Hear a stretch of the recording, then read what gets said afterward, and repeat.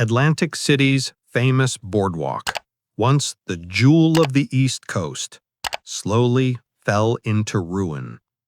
Shops closed, attractions disappeared, sections of the piers were abandoned. The area began to look old, tired, and unsafe.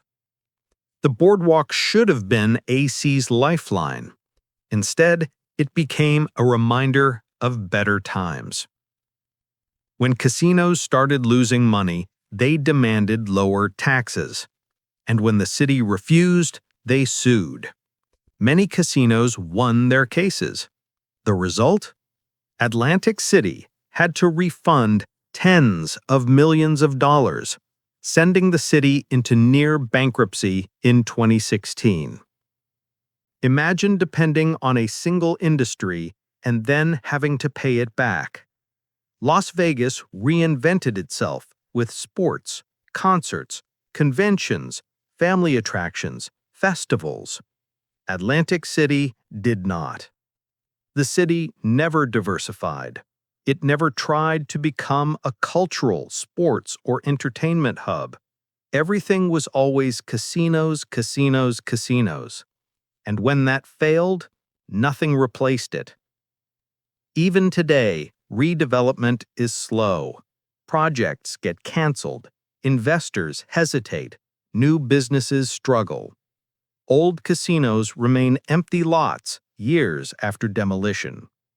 Atlantic City is trying, but it's fighting decades of damage. Atlantic City didn't fall because of one bad decision. It collapsed because of 10 massive ones made over decades. But the real question now is, can Atlantic City ever rise again? Or will it remain America's largest casino graveyard? If you want to see more stories like this, more failures, more abandoned casinos, and more secrets of Atlantic City, make sure to subscribe. Tourists came for the boardwalk, but everything just a few blocks inland was deteriorating. High crime, abandoned houses, empty stores, one of the highest poverty rates in New Jersey. Visitors didn't feel safe. Families didn't want to return, and investors stayed away. The city never fixed its own backyard. Atlantic City kept building more and more casinos, believing the boom would last forever. But the population wasn't growing. Tourism wasn't growing. The economy wasn't growing. So when casinos began to close, Sands, Atlantic Club, Trump Plaza, and later Revel, every shutdown became a shockwave. Each closure meant thousands of lost jobs, a hit to tax revenue, more vacant land, more reasons for visitors to stay away. The city built too much, too fast, and paid the price. Revel Casino wasn't just a failure.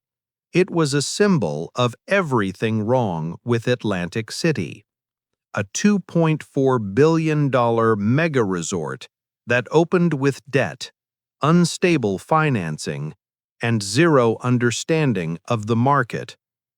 It closed twice in just a few years.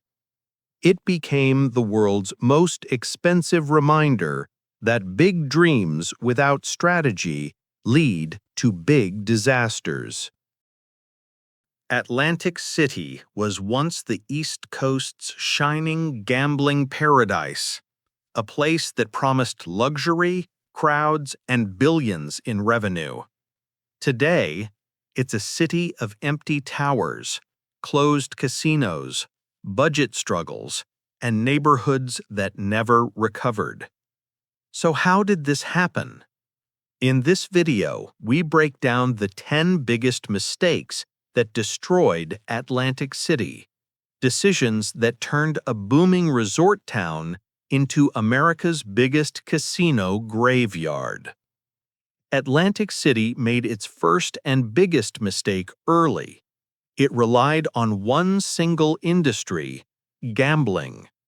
There were no backup plans, no major hotels unrelated to casinos, no business centers, no real entertainment industry. When casinos struggled, the city had nothing else to fall back on. This turned what should have been a resort town into a one-dimensional economy on life support. For decades, Atlantic City had a monopoly on East Coast gambling. But then Pennsylvania, Delaware, Connecticut, and New York opened their own casinos. People no longer had a reason to drive hours to AC. Within a few years, the city lost half its gaming revenue.